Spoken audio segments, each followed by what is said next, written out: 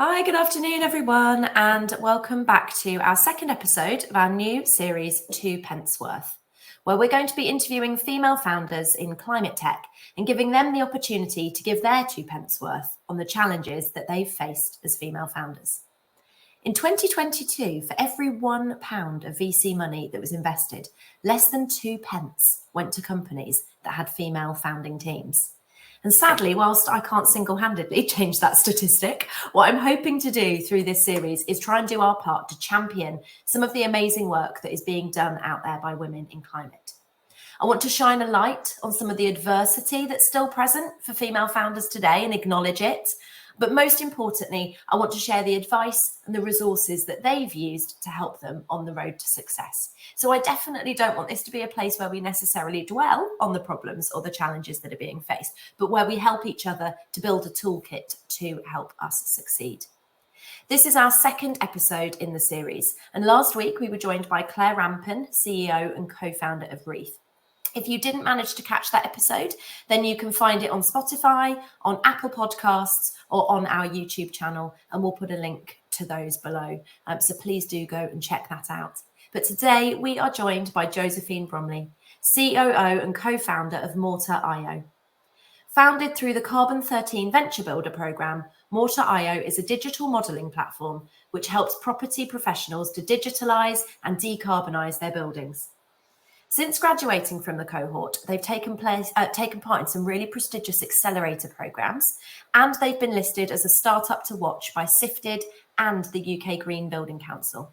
I am really looking forward to hearing more about Josephine's journey as a founder. So thank you so much for joining me. Thank you so much for having me, Cherry. It's lovely to be here. My pleasure. So just to kick off, I'm really interested to learn more about and to share with everybody more about what the journey behind you kind of entering that Carbon 13 Venture Builder program was. So are you just happy to share with us a kind of potted history, I suppose, Josephine, of what led you to how you found out about the program, what led you to join it, and then your kind of founder experience and journey through that? Yeah, absolutely. So I've had a very squiggly career. So I actually studied nothing related to what I'm doing now. So hopefully that gives hope for people who studied something completely random as well. I studied English language, which is a pretty useless degree. And then I joined Google. So I was there for a few years. That's where I started my career. I wanted to work in a more impactful space, but still in the tech scene. I became quite attracted to everything that was happening in the fintech world. I felt like, oh, that's really challenging the incumbent banking system, and what's happening there is going to be better for society. So I was quite excited by that. I joined a fintech startup then in London. I realised that the financial revolution wasn't exactly coming in the way that I expected it to. So I was curious to look at other sort of impact spaces which still had that tech presence. I ended up joining a construction company and working in the innovation team there. And we were looking at how to make the UK's infrastructure more sustainable and more green. So looking at road and water and things like that. And I absolutely fell in love with the built environment. It just exactly what I was looking for in terms of that impactful space, something that goes beyond just earning a salary and making money. I love the culture of the built environment. It's inherently quite collaborative. It takes a lot of parties to build a building, for example. So that really appealed to me. But I was still kind of missing that startup vibe. So I came across Carbon 13 because I'd started speaking to a lot of people in the climate tech space while I was still working at the construction company, and came across the opportunity, applied. Didn't think I would got in, and ended up meeting my co-founders there. They Carbon 13 have a co-founder matching experience to begin with, so you're all put in a cohort and you find your co-founder that way. I found two brilliant co-founders. We formed Mortar IO last July, as he said. Oh, sorry, as I've said just now, and ever since then, it's been just over a year now. We've been doing the classic kind of lean startup thing of trying to prove the various hypotheses we have around our business, proving the business model, proving that the product is actually solving a problem for our customers. It's been thrilling, but it's been brilliant all at the same time, scary and kind of all those good things. And how was that founder matching experience? How did you, did it take a while to know who the right co-founders were for you? And did you know what you were looking for going into it? Talk me through how that was. Yes. So you only get 6 weeks. So Right. it does take a while, but there is a clear deadline. And I knew that I wanted to find someone, definitely people working in the built environment. Yeah. My strengths are in kind of large scale project management, the operations, operationalizing strategy, understanding strategy and be able to turn it into action. I've got the startup operator experience from the fintech that I worked at. So I wanted to find definitely that technical person who had the value creation that we could then turn into a business, and then also someone with commercial experience as well. So because I had that kind of very clear criteria that I was looking for in co-founders, it did make the process easier. I think it's kind of when you're overwhelmed with what to do and you've got so many options and so many directions that you could go in, particularly when finding a co-founder, I think it can be very tiring. So I kind of have to say, like, you're great, we really get on as people, but I've got a different goal that I want to do with my career and my business and where my skills are, and that's it really. So it was an enjoyable experience. I think I consider myself maybe a little bit more extroverted than introverted. So I actually like talking to a lot of people, which I know for some people sounds like hell. And it was a little bit strange because it was the first time in kind of 2 years that I'd been with such a large group of people, post-COVID. So that was a bit overwhelming, but no, overall it was a really, really great experience and a fantastic network to still be a part of. It's a quite hard brief to fill, right? Because you've got to find people that both complement your skills and also fill in the gaps that you don't have, and you like them and get on with them. Yes. To tick all those boxes is quite intense, and I imagine quite difficult to find in when you've got a 6-week deadline. And talk me through so did you go into the program with the idea or the bones of the idea for Mortar already? Or was it something that you formed, or did one of the other co-founders, or was it something you formed completely from scratch as a three? Definitely the latter. So I had a few ideas going in, but they were more just conversation starters. I wasn't wedded to any of them. We formed it as a three, building off our own experiences, what we'd seen in the industry already, and our own skill sets and kind of what we could bring as well. Yeah, fascinating. And so talk us through, if you don't mind, just sort of a brief summary of what the platform does, who uses it, and what's so great about it. Yes, definitely. So what our platform does is that it creates, I like to call them quick and dirty digital twins, which is a bit of a contentious word, but I'll say it anyway. Quick and dirty digital twins of existing buildings. So that can be offices, retail spaces, religious buildings, also residential buildings is fine as well. We're building type agnostic. Once we've got that digital model, we can take advantage of all the power that digitalization gives us. And the key thing for us is the experimentation piece. So how can we use that digital model to make a lot more intelligent decisions about how to decarbonize that building? So we have the virtual model, digital model, and then we have the second part of our technology, which is this simulation environment, which is the really kind of unique part. So we don't just say, oh, you know what, with this building, why don't you replace all the inefficient light bulbs to LEDs or more efficient lighting, because that could save you X% in energy demand. What we do is we take that recommendation and actually simulate what would happen to that building in as much as a real life environment as we can simulate. So we're looking at the surrounding buildings, we're looking at occupancy, we're looking at weather patterns, and we run that simulation for, say, a year. And then we say, okay, yes, changing the lighting is the right decision, but you should do these things first, or you need to invest in your heating system first, because if you replace the lighting with more efficient lighting, that will give off less heat. So you need to be aware of that kind of whole building effect. And that's sort of the power of our technology. And we are helping those sort of property advisors or property consultants who really struggle to give really accurate, powerful and helpful, ultimately really helpful advice to the property owner customers, commercial property owner customers that they serve. Absolutely. And so client base wise, is it sort of residential landlords, large commercial landlords, anyone that owns a property portfolio, I suppose, right? Yes, yeah. So it'd be large commercial property owners. I like to think about them more as investors rather than sort of definitely not homeowners who are also property owners, or even the buy-to-let landlords who that it's often not kind of their full-time role. It's not their business to have properties. So that's our client. Interesting. Okay. And since graduate, so you mentioned it was July last year that you kind of spun out of the or graduated from the cohort, right? Oh, sorry. So we incorporated the business last July, Yeah. and we graduated from the program last December. So we were in it for 9 months in total. So from April to December, and that December graduation culminated in a couple of demo days where Carbon 13 organised two sort of pitch events. We got on stage. Well, I didn't. It was my great co-founder, Ranjit, got on stage and pitched the business to a room full of investors, advisors, and other stakeholders in the investment space. Yep, I was there, and it was great. Yes. Oh yeah, you were there. Yeah. So long ago. There you go.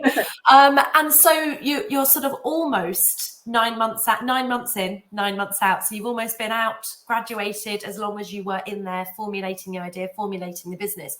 How has that 9 months since graduating the program been? I mean, I mentioned there at the top of the show about the impact, the sort of accelerator programs that you've been part of. Talk us through what you've been working on over this last 9 months. Yeah, it's been, I mean, it's a bit cliched, but it is a roller coaster. I think you'll know it yourself, Cherry, being a business owner yourself. There's massive up. When you're up, you're up. When you're down, you're really down, right? So that's definitely been a feature of the past 9 months. A huge amount of learning, really, which seems really basic now, just kind of how to run a business in the most for the most boring tasks. So realizing that a lot of the admin tasks that we were doing just weren't needed. They were kind of over engineered at the start of the year. We could scale that back and focus on the actual important work, which is always building relationships with customers, investors, and trying to kind of de-risk any hypothesis or any belief you have in the business as quickly as possible. So yeah, that's, I mean, that kind of everything around the sort of lean methodology we've tried to incorporate into the past 9 months and continue to do so.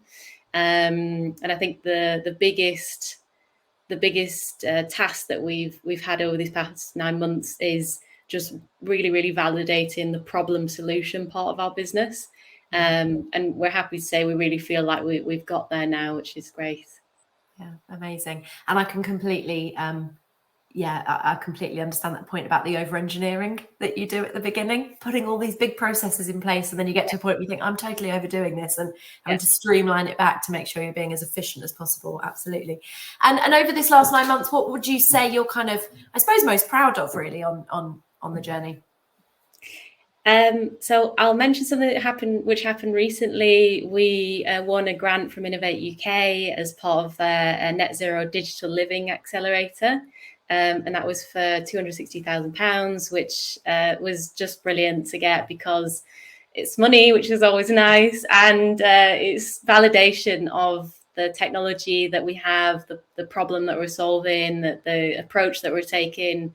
It was amazing to get that, and I mentioned to you before that we wrote the grant ourselves, and we did get a person to review the grant, but having that kind of full ownership made us even more proud, I think. Yeah, that is massive. Yeah, that's a really great achievement. And like you said, it's as much about the money and what that money enables you to do next as it is about the validation of the idea that, has been your baby for 18 months now and you've worked so hard on. So yeah, absolutely. That's incredible. And what are you most excited about moving forward? I mean, post grant, what does that enable you to do and achieve on the platform?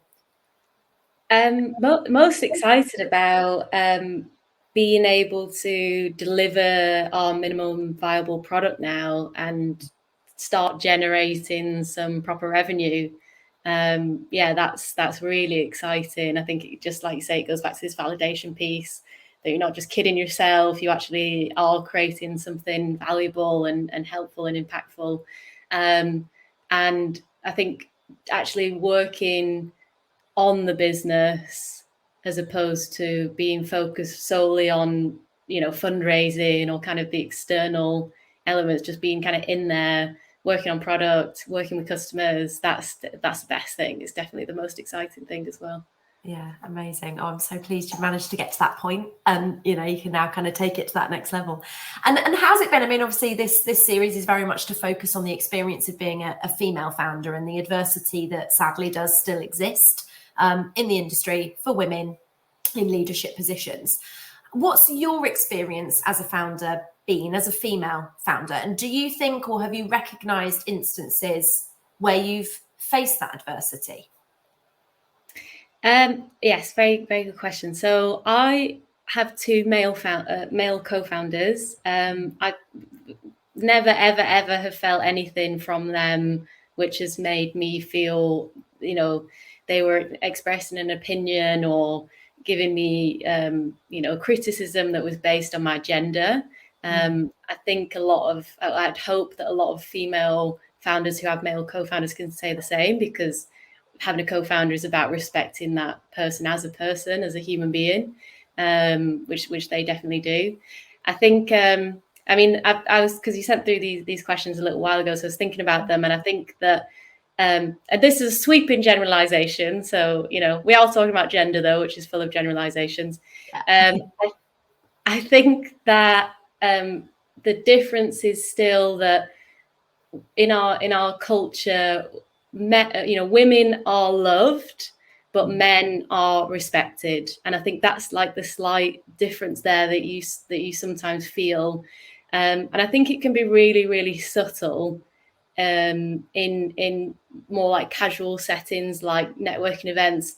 And again, it's really difficult because you don't know if it's you being paranoid or something, but a really good example is, I feel like I'll say something and then someone else will say exactly what I've said, but it'll be maybe a man who said it, and then that gets heard.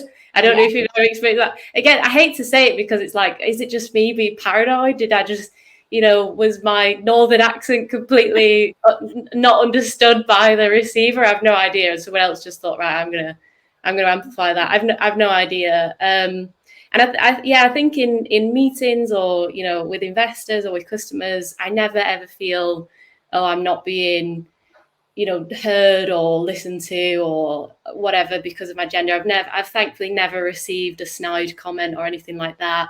But at the same time, there is this sort of cognitive dissonance between what happens in a meeting and then looking at the facts of reality, that, as you said, so little funding goes to female founders and there's so few female VCs. And it's just, I think I am conscious of that in a way when I do go into those meetings. But the way I think about it is, all I can do is stay kind of true to myself. I'm not going to perform in any particular way that I think is going to get a better reaction, because it's just a bit pointless, really. So yeah, it's a really difficult question to answer. I think maybe there's a little bit there. I think, and I don't want to speak for everyone either, right? Because everyone has their own experiences, which are perfectly valid as well. Absolutely that. And I think you're right. It's quite often these very tiny, very almost things that you would almost overlook because they're so minor, but it's that death of a thousand cuts. It's lots and lots of those built up, I suppose, lead to, as you said, this cognitive dissonance between, I personally haven't felt that I've been discriminated against, but we clearly are being, because the money and the stats and the figures show it. I don't know if you've seen the Barbie movie, and I hate to bring it up.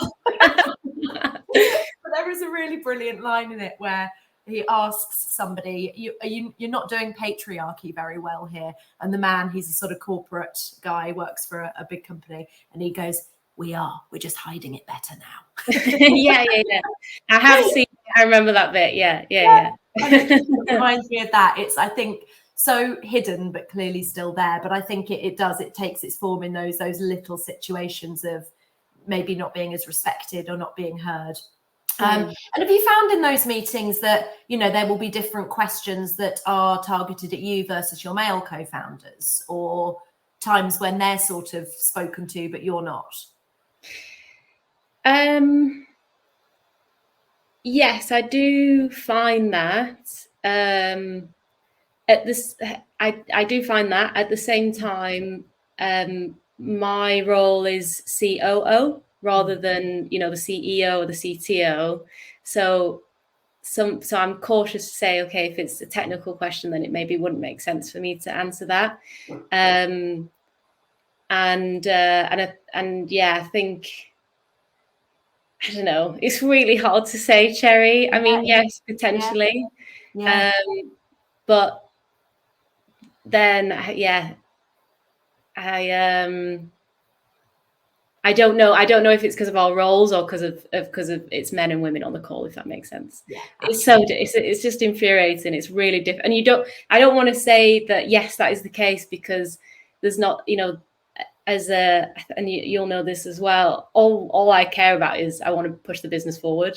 It's like pick your battles, right? Do I really care if this investor is asking my CEO, co-founder, who happens to be a man as well, more questions than me?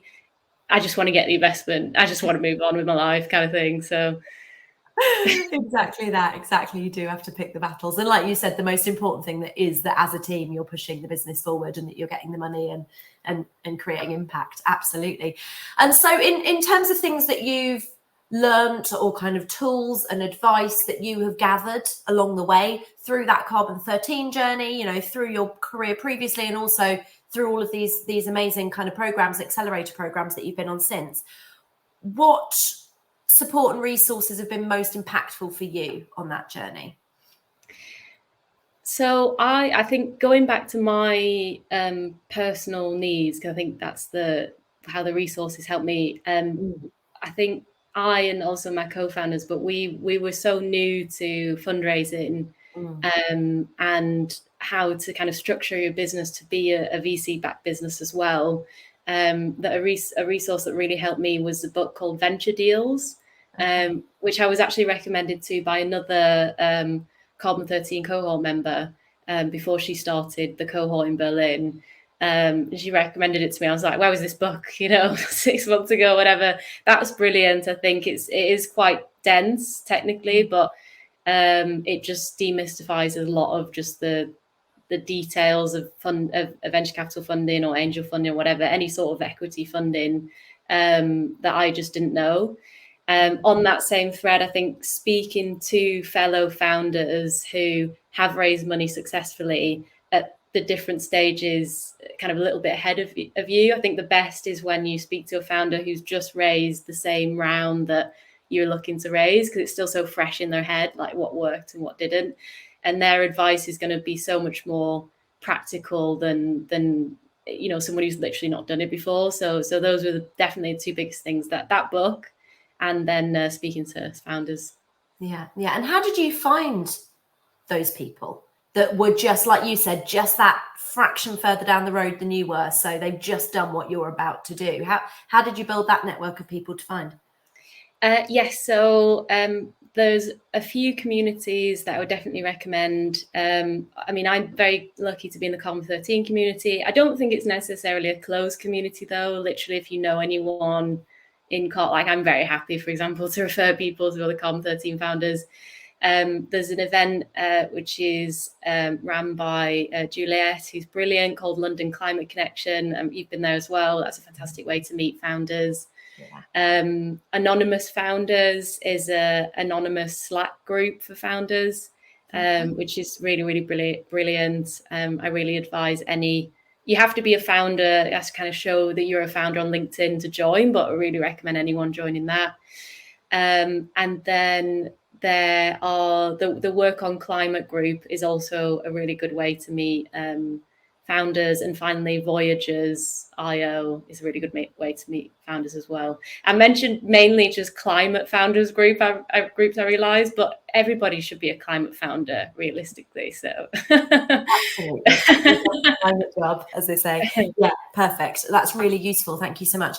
And in terms of sort of quick, we usually round out by doing kind of quick fire recommendations, but I appreciate you may have just given us what your quick fire recommendations are. But are there any, so networks, communities, organizations, that there have been some fantastic ones there. Most of those are Slack channels, right? Voyagers and Work on Climate. They're both. Yeah, I think Voyagers is a WhatsApp group. It's real kind of basic, and they have an email newsletter. You have to be referred by someone in the group. I'm very happy to refer people if anyone wanted to message me after this. But yeah, they're really good communities.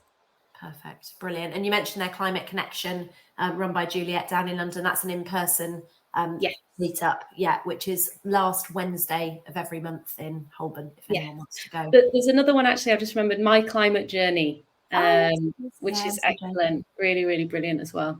Yeah, that's also a Slack community, isn't it? And then they have a series of events and a podcast. Yes. So yeah, fantastic. That's great. And in terms of media resource to recommend, you mentioned Venture Deals, the book. Are there any other books or podcasts that you'd recommend people check out? I really liked, it's kind of an older one now. It's called The Personal MBA. I don't know if you've ever come across that one. I haven't. I just found that a really useful book. I mean, it's so many other people did as well, but it talks in frameworks when it's giving business advice. I think a lot of these business books that you read, they're great, but about 3/4 of it is personal anecdotes. Not that I don't, it's nice to hear people chat, but when you're a bit busy, you're just like, I just want the knowledge, you know what I mean? Yeah. So I found that to be a really useful book that I recommend. It's also has lots of kind of links to other books that it recommends, and that I found that as well really, really useful. So that's a really good foundational book, I'd say. Yeah, absolutely. Oh, I'll take that one out. I've not heard of that. Interesting. And who would be the one business role model that you would suggest people follow? Could be a climate related person, could not be, but somebody that you look up to. So in advance of this podcast chat, I had to think about the first one who inspired me as a female founder before I even discovered climate tech, and she's called Marcia Kilgore. Yes, you're nodding. You've heard of her. Is she the one that did Fit Flops? Yes. And Glory. She did Beauty Pie. She's doing that still at the moment. And I think she's brilliant. I mean, she's obviously an extremely successful entrepreneur, but then all the interviews I see of her, she's also just so feminine. And I think that's so nice that it's clear that she's not sacrificed any of that femininity and to be as successful as she is. I think that's so inspirational, So yeah, I've always loved her. She's brilliant. Yeah, she's great. And I've listened to a couple of podcast interviews with her.